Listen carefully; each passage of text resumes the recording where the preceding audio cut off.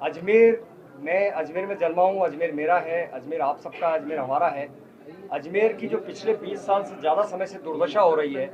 अजमेर एक गौरव हुआ करता था राजस्थान का। शिक्षा के क्षेत्र में अजमेर गौरवशाली था, उद्योग के क्षेत्र में था, हाथकरघा में गौरव था। धीरे धीरे अजमेर पिछड़ता गया और दूसरे शहर अजमेर की तुलना के अंदर जो पिछड़े हुए थे वो आगे बढ़ते गए।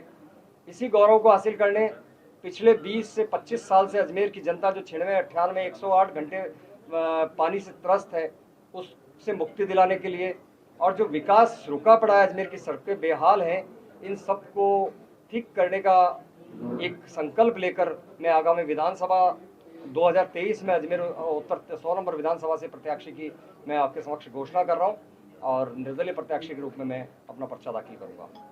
नाराजगी नहीं है, बात इतनी सी है कि जब पूरा शहर कह रहा था कि चेहरा बदलिए, चेहरे के अंदर कोई चेहरा ये नहीं कह रहा था कि इस समाज को दीजिए, इस जाति को दीजिए, इस धर्म को दीजिए, चेहरा वही रहा।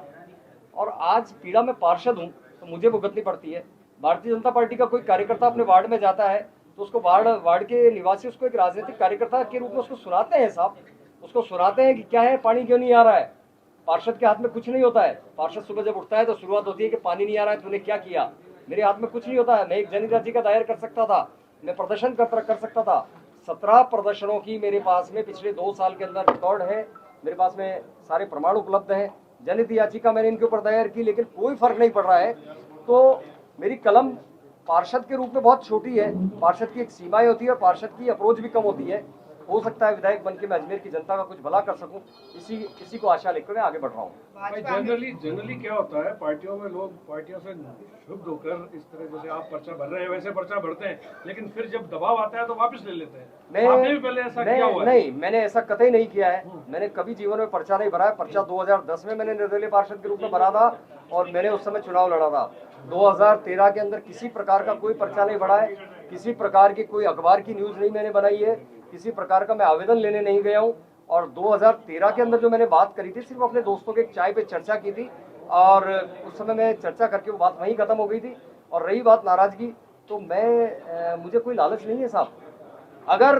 अगर मुझे नाराजगी होती तो मैं पता नहीं 2 साल पहले, 2 कार्यकाल पहले पार्षद में बागी हो चुका होता था, कभी भी बागी हो चुका था। मुझे पार्टी से नाराजगी नहीं है, मुझे अजमेर शहर के प्रति पीड़ा है। एक पार्षद के नाते मैं जो काम नहीं कर पा रहा हूँ वो काम मुझे करने हैं और इन्हीं कामों को आगे बढ़ाने के लिए और जनता को बताने के लिए। आज मैं पार्षद रहते हुए आदमी को हर काम में, मेरा इतना दायित्व नहीं है कि नगर निगम से जो बजट मुझे मिल रहा है उसकी सड़क नाली बना के मैं इतनी कर लूँ। एक पार्षद का दायित्व होता है कि उसके वार्ड में रहने वाले पक्षी के लिए वो अपना घर बनाए और उसके चुगने के दाने के लिए कबूतरशाला बनाए।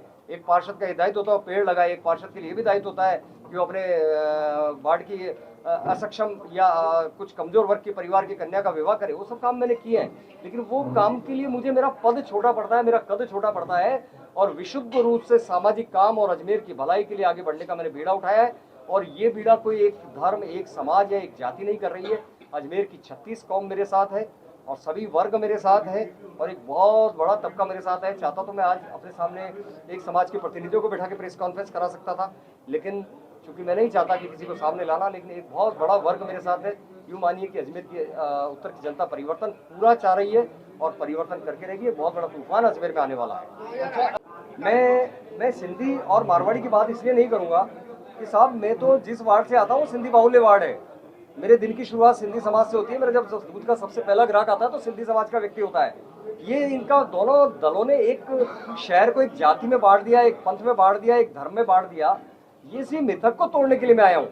क्या सिंधी, क्या मारवाड़ी, क्या आज, अरे साहब अजमेर में रह रहे हैं, अजमेर की मिट्टी का में सिंधी रह रहा है, अजमेर में मारवाड़ी रह रहा है, सब अजमेर में रह रहे हैं। क्या सिंधी, क्या मारवाड़ी, ये इन लोगों ने एक भ्रम फैला रखा है और वो भ्रम और वो मायाजाल तोड़ने के लिए मैं अजमेर में आया हूँ। तो आप किसी भी दबाव में नहीं बैठेंगे या बैठ जाएंगे? दिलीप जी, दबाव मेरे पास 2010 में भी पार्षद का आया था। आपको ध्यान होना चाहिए कि 2010 का चुनाव भी विधानसभा की तरह मेरा चुनाव था। वो नामांकन मेरे मित्रों की सलाह से मैं आज अचानक से मुझे 1 घंटा पहले, 2 घंटा पहले मुझे कहा गया कि आपको प्रेस कॉन्फ्रेंस करनी है और मैंने किया। नामांकन की आप तक सूचना पहुंचा दी जाएगी।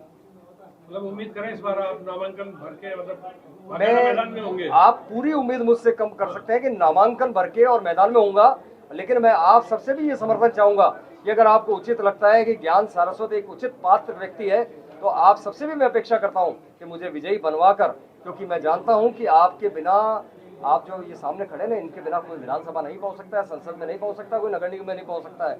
तो आप निश्चिंत रहें, मैं नामांकन भर रहा हूं, नामांकन भरूंगा और आपसे ये निवेदन करूंगा और अपेक्षा भी करूंगा कि आप सबका सामर्थ्य मेरे साथ में रहे और मेरे कंधे पे आपका हाथ रहे। और जब अजमेर की मीडिया का और अजमेर की जनता का मेरे कंधों पे हाथ होगा या मेरे पीछे खड़ी होगी, तो मैं आपको, और मैं आगे भी भविष्य में कह रहा हूँ कि ज्ञान सारस्वत आपको कभी लज्जित नहीं होने देगा। मेरे वार्ड की जनता को कोई व्यक्ति ये नहीं कहता है जाके कि आपका पार्षद निकम्मा, आपका पार्षद चोर है। और आगे भी मैं आपको ये आश्वस्त करता हूँ कि मेरे अजमेर की जनता को और आपको कोई ये नहीं कहेगा कि आपका विधायक निकम्मा है या अकर्मण्य है।